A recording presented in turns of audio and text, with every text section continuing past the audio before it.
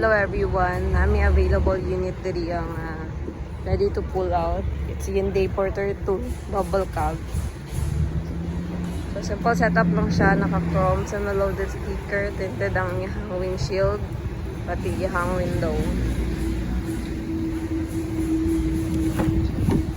So your model is 2010 Euro 4. Power window sa tubangan sa likod, then air condition ng unit. Then mao ni hang auto. Nasa sa 188. Brand new po na ito ang seat cover.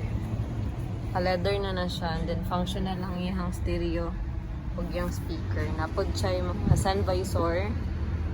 And then room light, natay center mirror, natay compartment sa mga documents.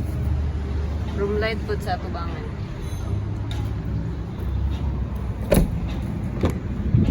So mo niya ang backside. So dako ka siyang space. Pwede mo magbutang og mga gamit diri para dili mo maglisod. Kung tahay layo ang inyong travel. So, mo siya power window sa likod. Cargo box niya.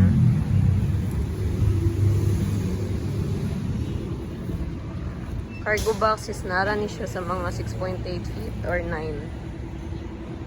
So, makina is D4CB.